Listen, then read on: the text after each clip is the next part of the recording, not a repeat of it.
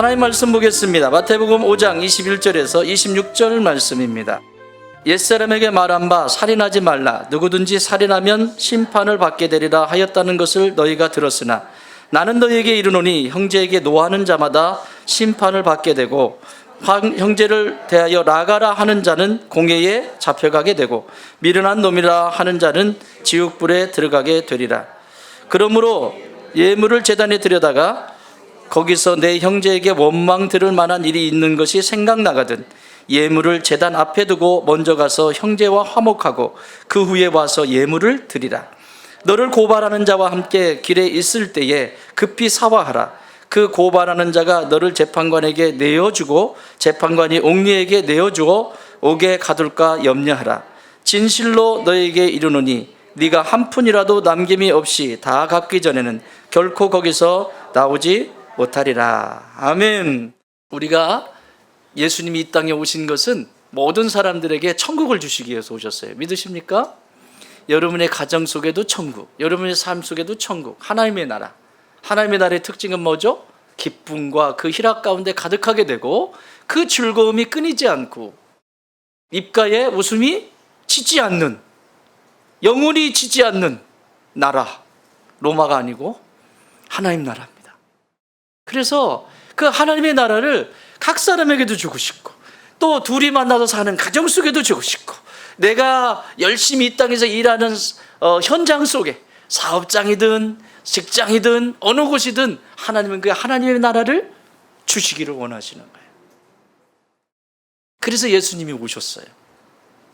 내가 온 것은 양들로 하여금 생명을 얻게 하고 더 풍성하게 하기 위함이다. 이것이 목적이에요. 예수님이 오신 목적. 그 얘기는 하나님의 나라를 주고 싶으신, 그 완성하셔서 주고 싶으신 그 예수님의 마음이 거기 담겨져 있는 것이죠.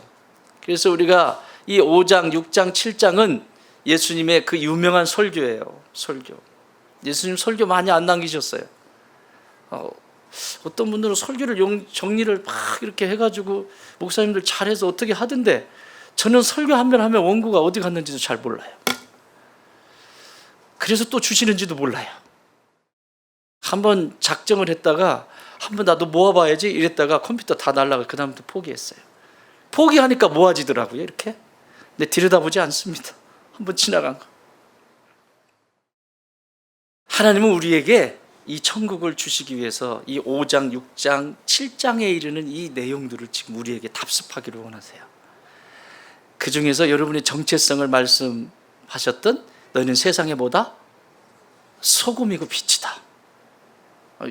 정체성, 천국 백성이 살아가는 정체성에 대해서 말씀하셨고, 지난주에는 율법과 복음은 다른 것이 아니라 율법의 완성이 복음인데 그 복음을 소유한 자가 천국의 백성이 될 수 있다. 우리가 율법을 지키려고 해서 지켜진다? 안 된다. 지킬 수 없다. 율법은 지키는 것이 아니라 저절로 되어지도록 하는 거예요. 저절로 되려면 어떻게 해야 돼요? 저는 시냇가에 심은 나무가 시절을 쫓아 열매를 맺으며 어디에 심겨진 나무처럼? 시냇가에 심겨진 나무처럼 예수 그리스도 안에서 심겨진 나무처럼 그분과 사랑을 나누고 그분과 사귐이 있고 그분과 끊임없이 소통할 때 율법을 무거운 것이 아니라 그냥 사랑하면서 열매가 맺어지는 거예요. 그냥 그게 복음이에요. 그게 복음.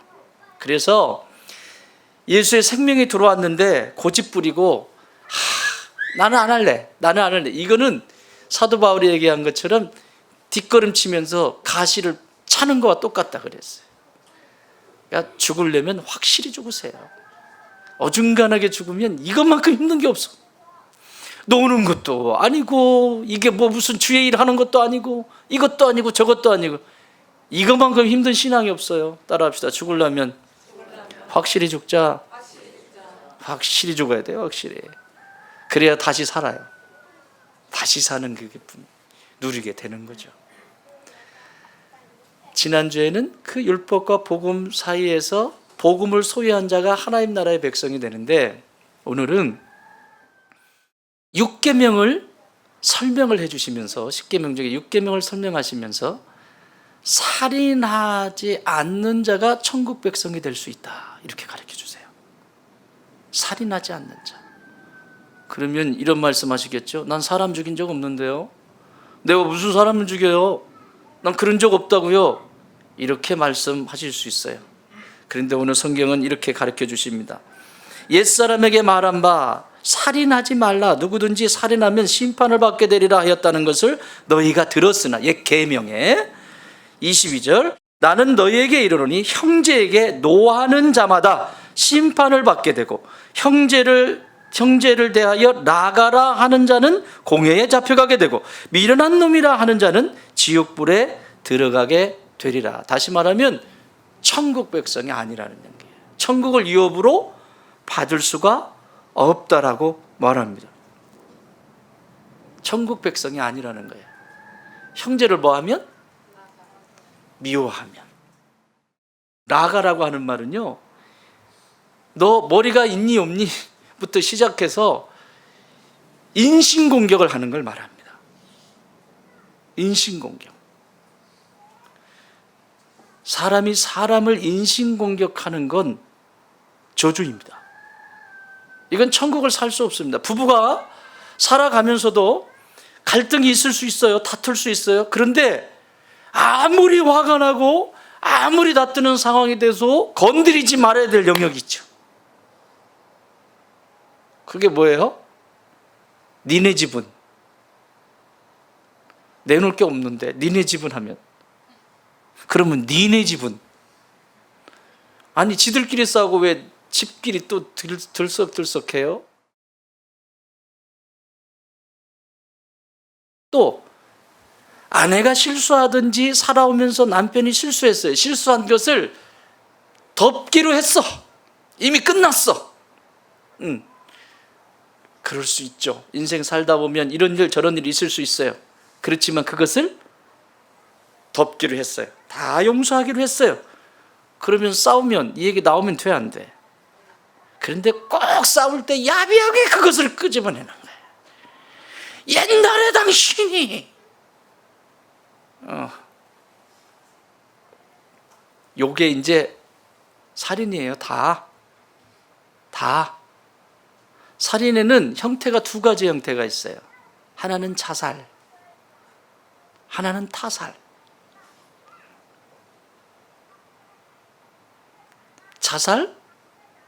자살은 오늘날 얼마나 이 자살 사이트나 이 자살을 얼마나 미워하는지 아시죠? 얼마나 힘들었으면 저렇게 자살했을까? 오히려 그를 추앙하는 사람도 있고. 자살은 자기 스스로 죽는 거잖아요.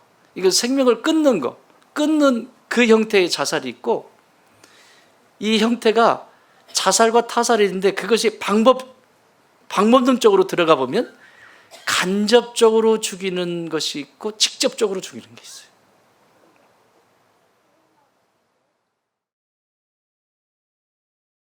자살도요, 간접적인 자살이 있고 직접적인 자살이 있어요.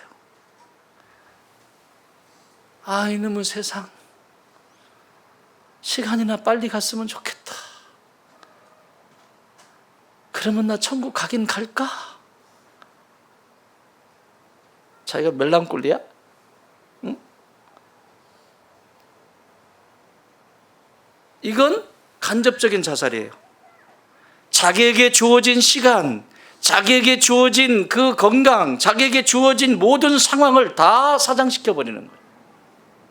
은사들, 모든 거, 이거 다 자살입니다. 자기 스스로. 여러분, 자살은 이유가 없습니다. 천국에 들어갈 수 없습니다. 아무리 그럴듯하게 미화를 해도 들어갈 수 없습니다. 제일 힘든 장례식장 집례가 자살이에요. 그래서 유족들을 위한 예배가 되게 돼 있어요. 죽은 사람이 아닌 무서운 일입니다. 누가 나를 창조하셨어요? 하나님이 나를 창조하셨으면 하나님의 작품을 내 자신이 손상을 입히는 거예요.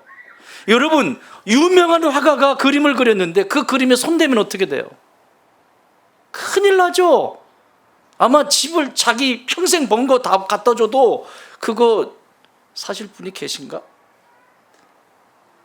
여기는 안 계신 것 같은데 감사해요. 그래도 아파트 수십 채를 갖다 줘도 그거 못 산다고. 그거 그 유명한 그림을 여러분, 나라고 하는 존재를 하나님이 창조하셔서 이렇게 작품을 만드셨는데 거기에 손상 칼집을 내고 막 손상을 입혀. 자살이에요, 자살. 텔레비전에 이게 이제 연세가 드시면 여러분 얼굴이 책임지셔야 되는 거 알죠?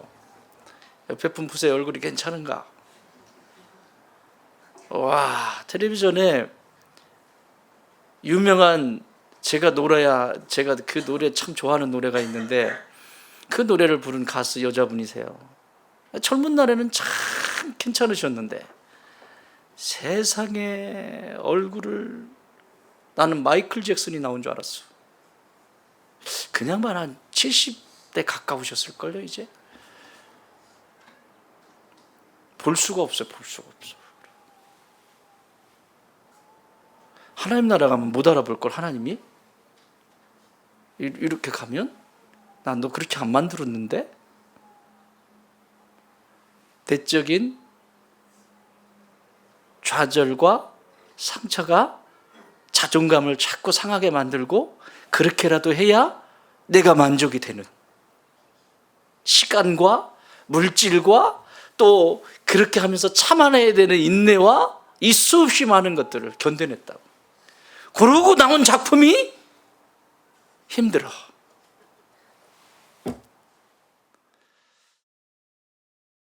여러분, 하나님이 고유해 주신 작품들, 우리 자매님들 웃으면 막 여기 주름 생긴다고 그러는데 그런 주름은요 너무 예쁜 주름입니다. 아멘도 안 하지? 그래, 다리미를 피고 다녀. 응? 이게 웃어가지고 은혜 받아가지고 방글방글하면서 이게 탁탁 골이 패이잖아. 웃으면서 패이는 골 있잖아. 이렇게 방글방글, 이렇게 방글방글, 입꼬리도 이렇게 올라가고 방글방글. 요 모습은요 누가 봐도 예쁜 모습이에요. 저기 우리 홍 권사님 앉아 계신 거 봐. 우리 권사님 뵈면요 막 은혜가. 우리 권사님 안에 그 역사를 저기 책으로 쓰시라 그러면 지금까지 80평생 살아오시면서 그걸 쓰라 그러면 아마 책 엄청나게 많을걸? 그럼에도 그 속에 하나님을 사랑하는, 여기 앉아 계시는데 안에서 찬양 딱 여기서 딱딱 여기 찬양 연습했잖아. 딱 하니까 우리 권사님 거기서 따라 부르시는 거야. 거기서.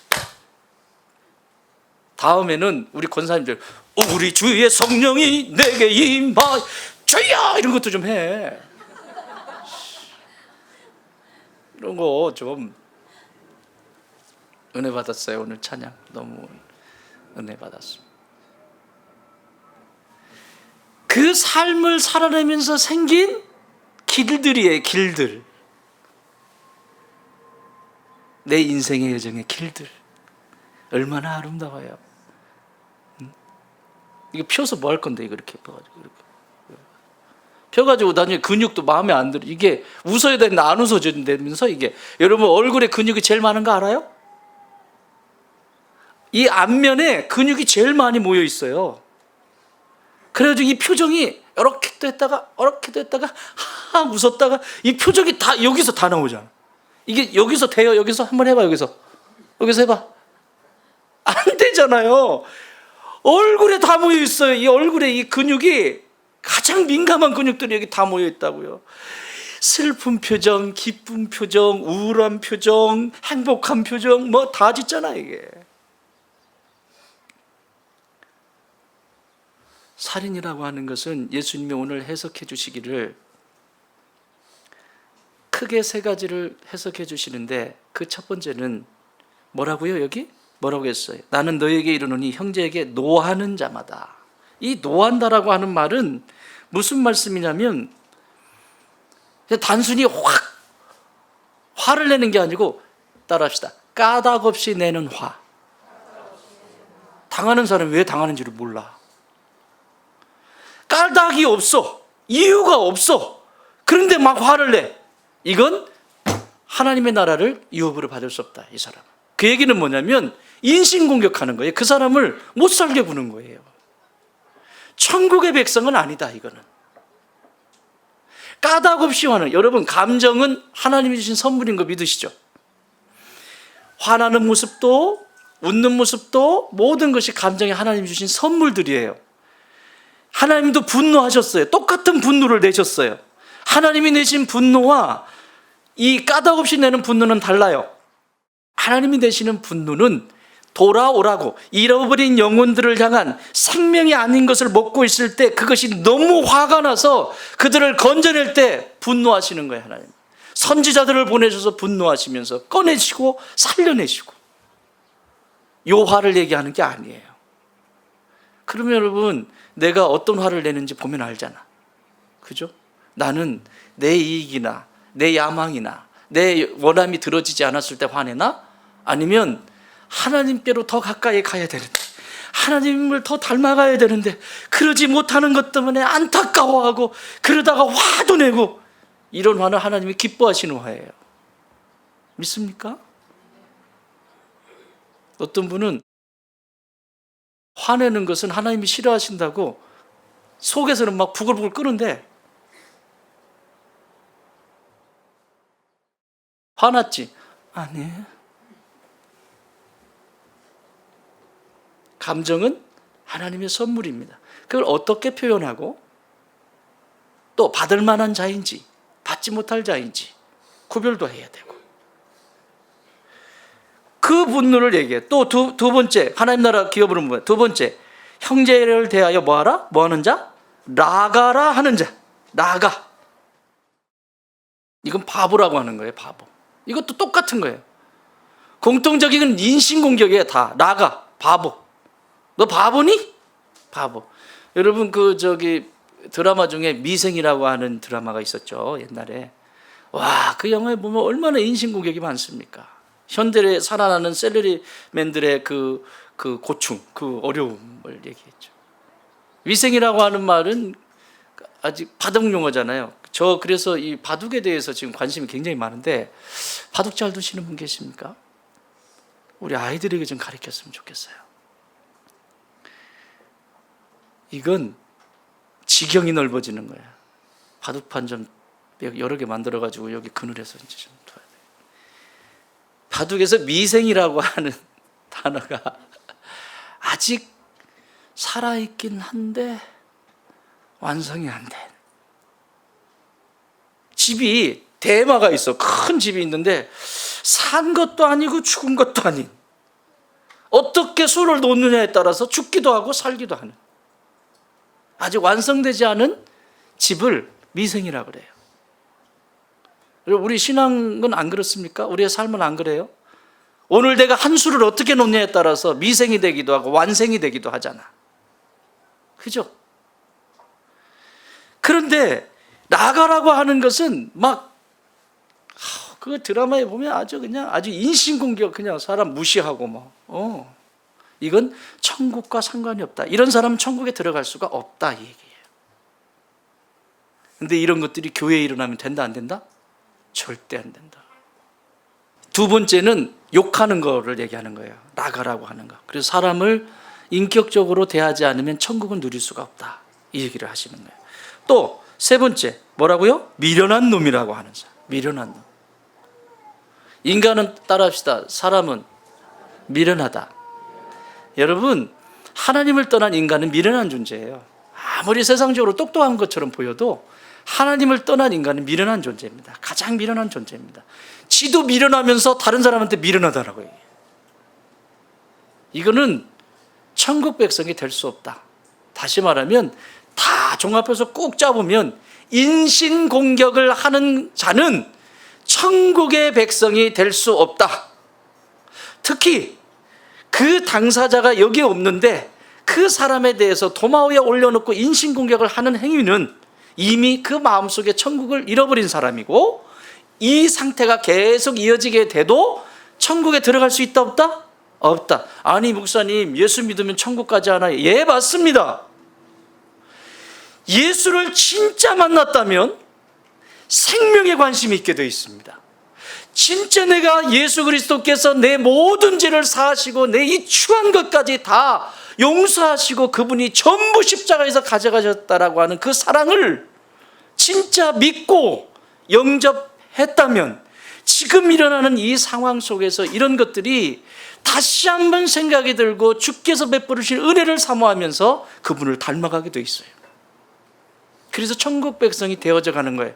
이후에 들어갈 천국에서의 어색한 모습이 일어나지 않게 되는 거예요. 여기서 막 엉망으로 살다가 갑자기 눈 딱 감으면 나는 갈 때도 난 천국 갈 거야. 아니, 여기 뭐라고 해요? 결론적으로 말씀하시면 26절 한번 보세요. 시작. 진실로 내게 이르노니 네가 한 푼이라도 남김없이 다 갖기 전에는 결코 거기서 나오지 못하리라. 그래서요 여러분, 따라합시다. 이 땅의 문제는 이 땅에서 해결해야 한다. 여러분, 땅의 문제는 땅에서 해결해야 천국에 들어갈 수 있어요. 이 땅에서 미워하고 증오하고 싸우고 원수 맺고 했던 것을 가지고 천국에 들어갈 수 있다 없다? 없다라고 예수님이 명확하게 말씀하시잖아요. 못 가요. 반드시 해결해야 돼. 죽을 숨이 깔딱깔딱 넘어갈 때까지라도 그 문제를 해결하고 가야 돼. 누구에게 원한을 샀거나 누구를 미워했거나 누구를 용서하지 못했다면 반드시, 근데 꼭 죽을 때쯤 그렇게 해야 되나요? 미리 하면 안 되나요? 월급은 갑을 해서 잘 쓰면서 그것도 갑을 하면 안 돼? 미리 풀 거 풀고 용서할 거 용서하고 화해하고 그러면 나머지가 남은 내 삶의 여정이 천국인데 왜 남는 장사를 해야죠? 아멘? 남는 장사를 해야죠. 그래서 칼국수 사라고 소갈비 사고 소갈비 먹어, 소갈비 얻어먹고 용서 안 되는 거 없어. 안 그러면 소 한 마리 잡든지. 풀어야 돼요. 어떤 방법으로든 풀어야 돼요. 그래서 오늘 예수님은 살리는 자가 있고 죽이는 자가 있다는 거예요. 생명을 사는 사람이 있고 사망을 사는 사람이 있다는 거예요. 생명을 사는 사람은 생명을 살아서 결국 생명 안으로 천국으로 들어가지만, 자꾸 사망을 사는 사람은, 이 땅에서도 사망을 사는 사람은 그 사망이 연습이 되어져서 사망으로 가게 돼 있다. 화분이 하나 있습니다. 화분이 하나 있는데 화분을 키우면서 이런 말 많이 하시는 분 계시죠? 나는 화분만 가져가면 죽여.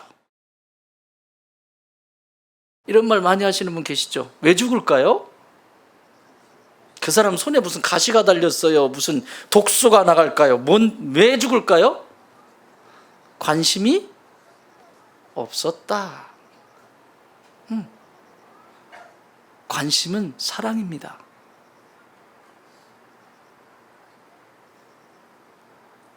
내 아내, 내 남편, 우리 아이들.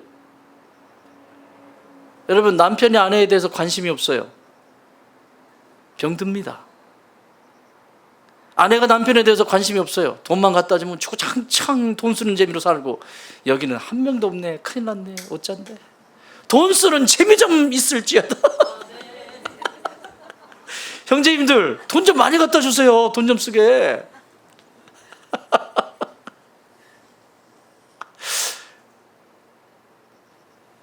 관심이 없어.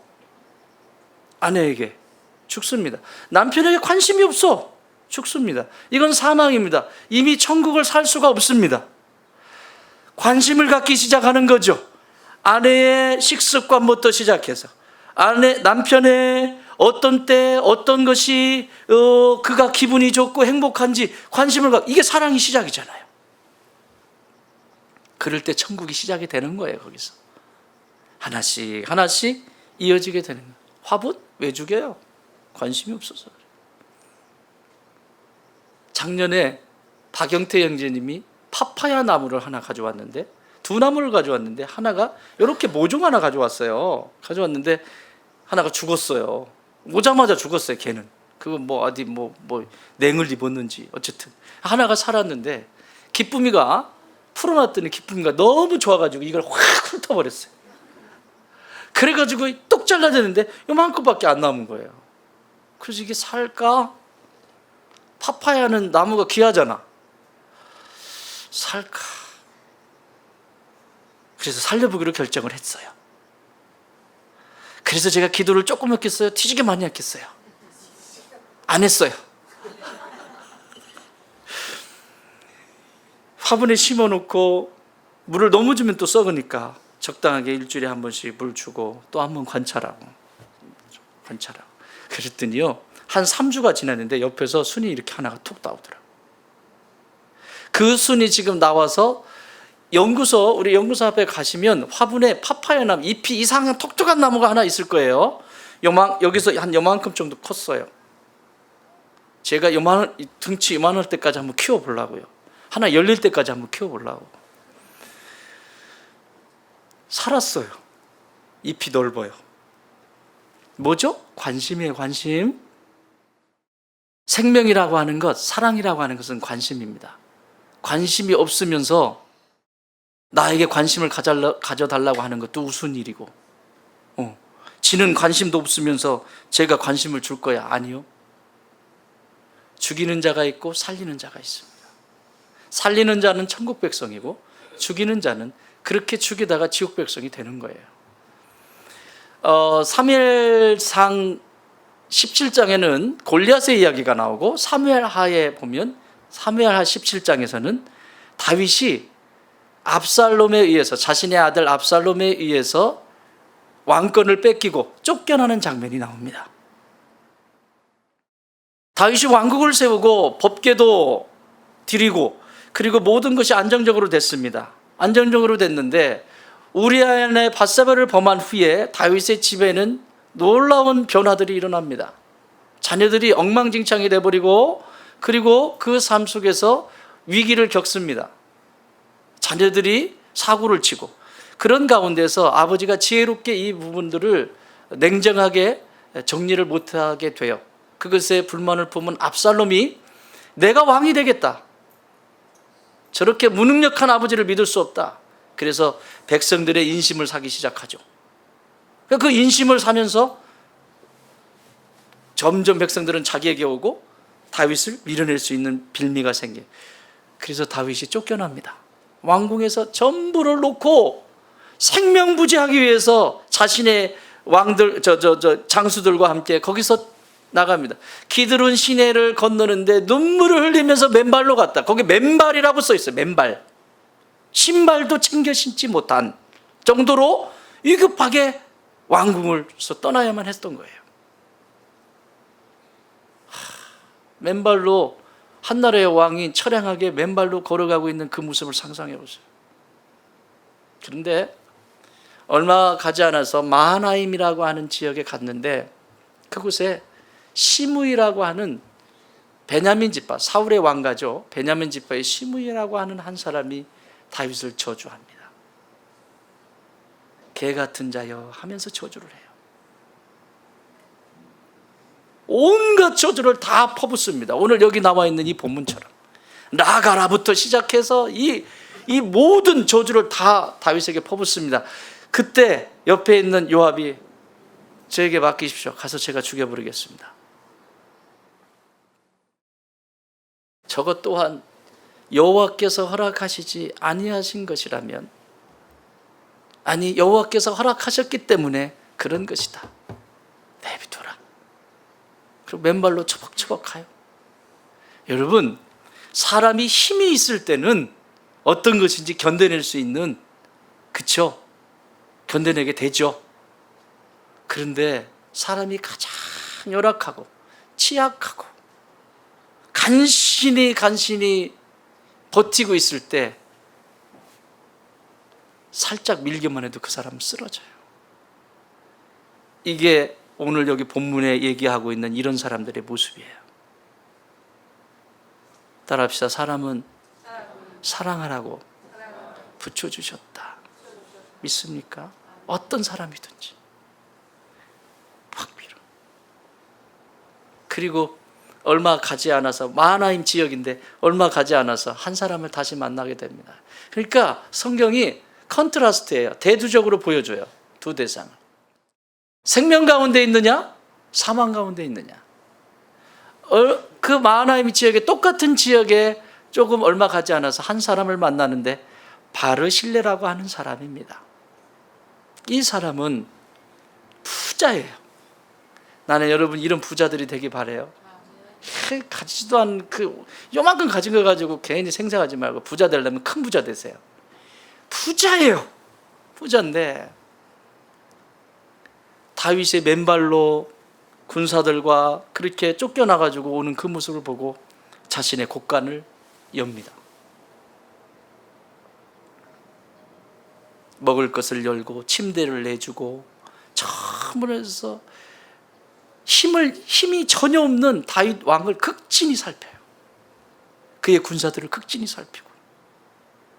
그분 이름이 뭐라고요? 바르실레예요. 여기 바시 안 계시죠? 바르실레. 그분이 바르실레. 다윗이 얼마나 감동을 받는지 몰라요. 여러분, 내 인생에 힘든 시간을 지날 때 곁에 있어주는 사람, 내가 힘이 없을 때 옆에 있어주는 사람, 그 사람을 기억하는 거예요. 교회도 똑같습니다. 교회가 짱짱하게 서서 뭔가가 준비가 딱 되고 뭐 원하는 대로 할 수 있고 그건 누구나 할 수 있는 거예요. 여러분들처럼 비닐하우스 치고 있을 때 요때가 지금, 죄송해요, 제가 거기에 비교할 수 없는데 제 마음속에 요때가 제일 많이 남을까요? 나중에 이게 다 세워져 가지고 그냥 들랑달랑 가든지 오든지 말든지 그런 사람이 기억에 많이 남을까요?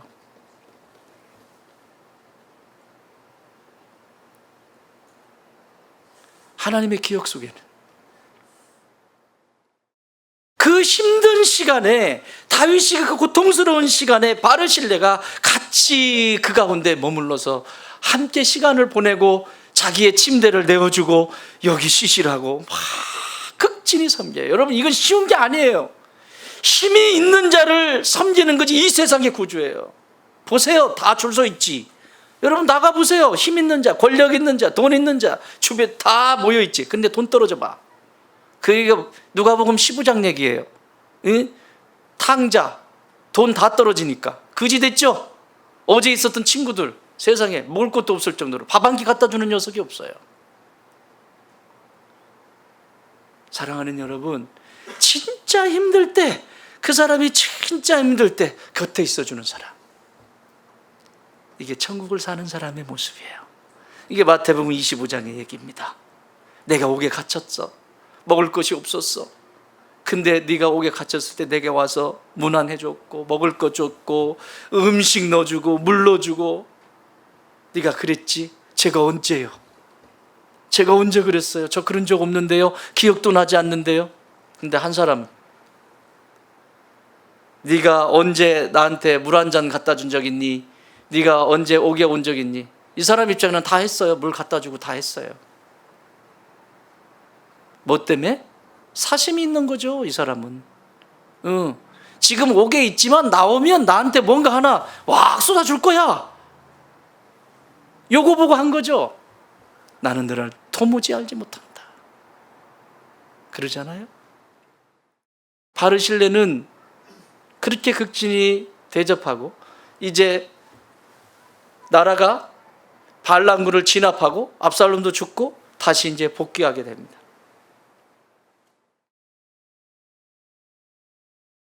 바르실레에게 다윗이 이렇게 제안을 합니다.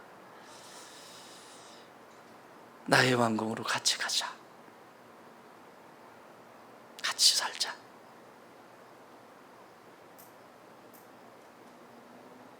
초청받을 만하잖아요. 그런데 바르실레가 또 이렇게 이야기를 합니다. 내 나이가 80입니다. 내 나이가 80이에요. 내가 가면 무슨 영화를 누리고 나 데려가야 송장 칠 일 있습니까?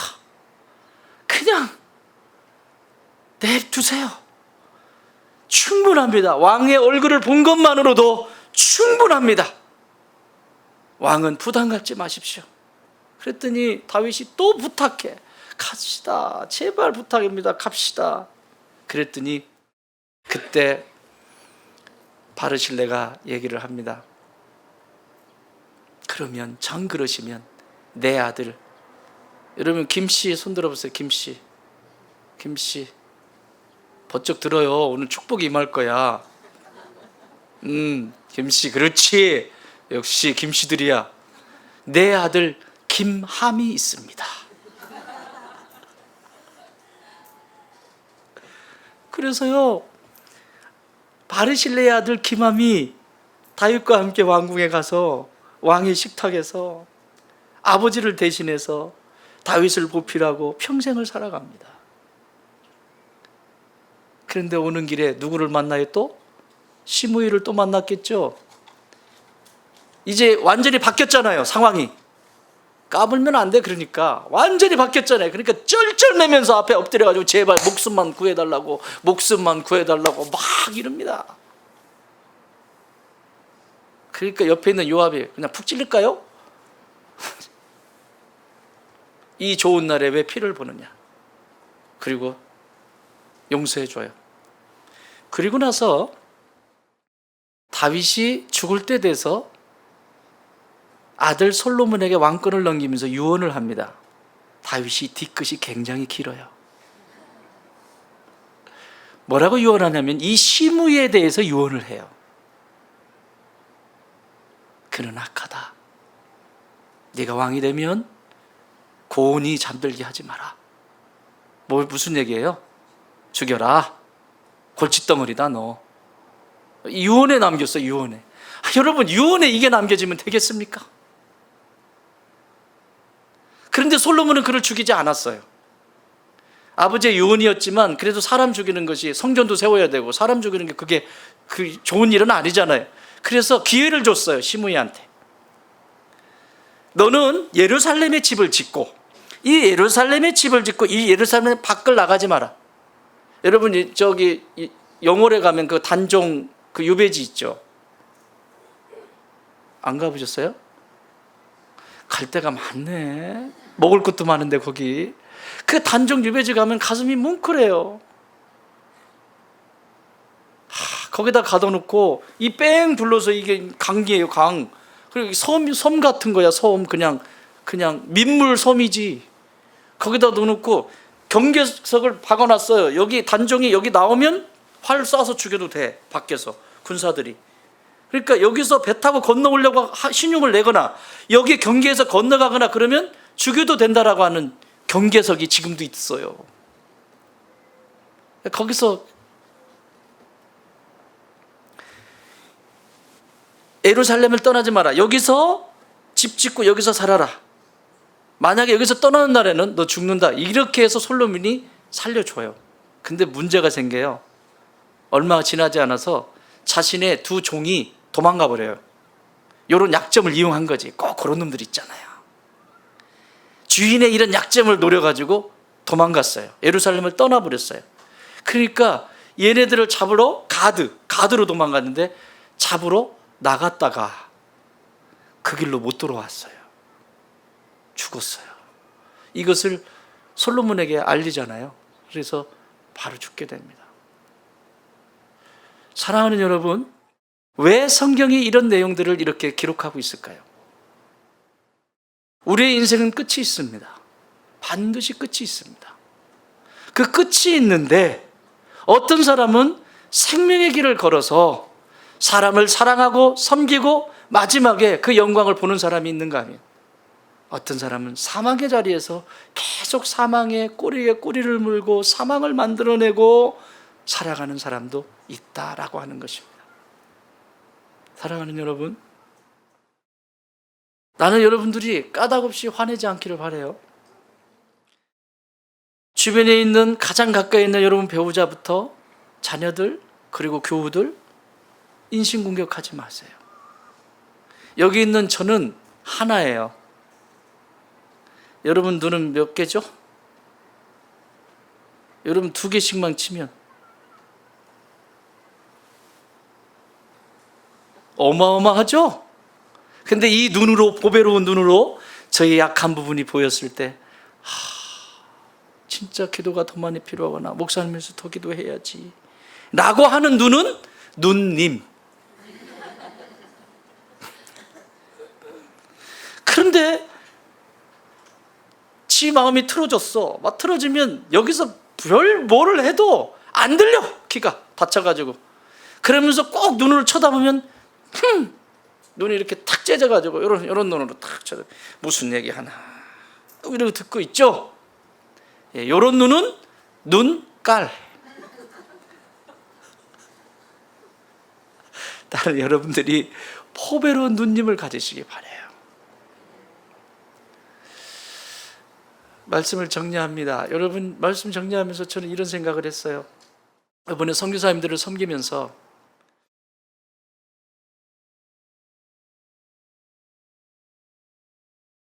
거기에 리더에 해당하는 선교사님, 지난번에 우리 김중철 선교사님 오셔서 말씀 전하셨죠. 선교사님, 김중철 선교사님의 장인 장모님이시죠. 그러니까 한은혜 선교사님의 어머님, 아버님인데, 이 두 분은 교회가 세워질 때부터, 교회를 개척하셨는데 교회가 세워질 때부터 그 교회를 충성을 다하신 분들이에요. 여러분, 교회가 하나가 태동이 돼서 성장할 때까지 별의별 일이 다 있습니다. 그렇죠? 별의별 일이 다 있어요. 장로님들도 세웠는데 다 떠나가고 막 하는 이런 풍지박살이 일어나고, 그 속에서 이 가정 그대로 지금 목사님이 뭐라고 말씀하면 예, 그래야겠습니다. 그리고 상식적으로 맞지가 않아 그게. 그럼 뭐예요? 주구장창 밤에 가가지고 아버지, 목사님 주의 종이 뭐 한다고 하시는데 지금 교회 예산이 없어요. 예산이. 우리 사업장을 뭔가 좀 때려서 주시든지 뭐 이거 하고 계신 거야. 그냥 교회에서 일단 예스하고 하나님 앞에 뗐어. 그러면 또 주죠. 그래서 IMF 때도요, 다른데 봉제공장 다 문 닫았는데 이 집은 막 잘 되는 거야. 교회가 가야 되니까 하나님이 막 부어주시는 거예요. 그렇게 교회를 섬기셨어요. 권사님도 마찬가지고.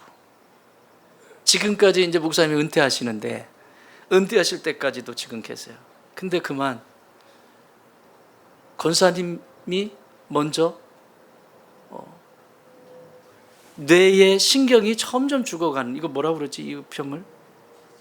예, 파킨슨병 비슷한. 이 신경이 점점 죽어가는, 손이 잘 움직일 수도 없어. 말도 어떻게 말하기도 힘들어.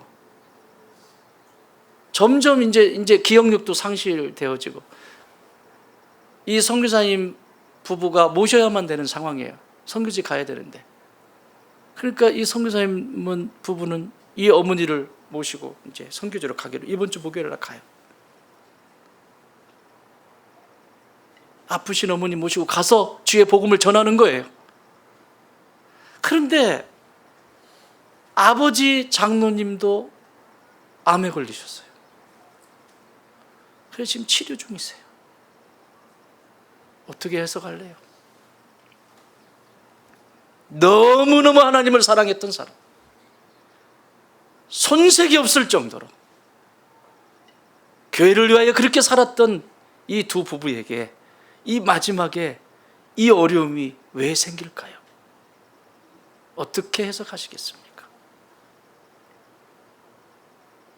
그래서 내일 제가 이 장로님이 입원해 계신, 강촌에 입원해 계신데 그곳에 가서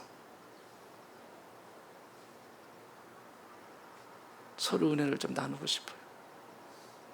그런데 이 선교사님이 뭐라고 얘기하시냐면, 저희 힘든 건 아무것도 아니에요 라고 하시면서, 지금도 그 어머니가 기억력은 지금 점점 사라지고, 손 움직이는 것도 이제 점점 힘들어지고, 걸어가는 것도 힘들고, 웃는 표정이나 말하는 것도 점점 힘들고, 그런데 지금도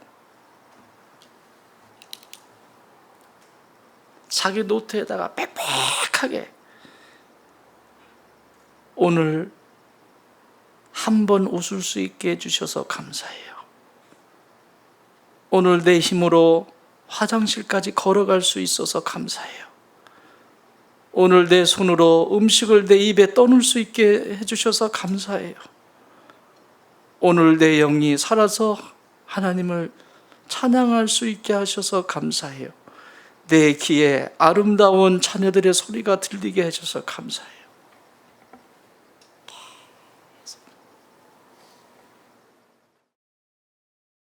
어떻게 막을 거예요, 이거? 하나님을 향한 이 사랑을 어떻게 막을 거예요? 여러분, 우리의 인생은 언젠가는 갑니다. 어떻게 가느냐, 이것이 중요한 것이 아니라 마지막까지 그 믿음과 소망을 붙들고 계시는,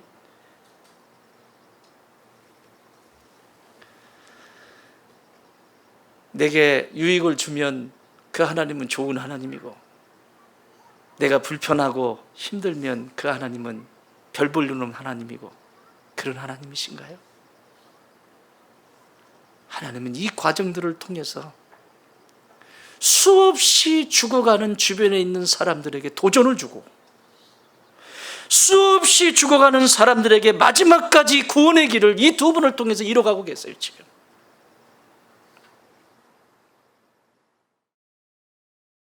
옷감 하나가 짜지는데 날실과 시실이 있다고 합니다.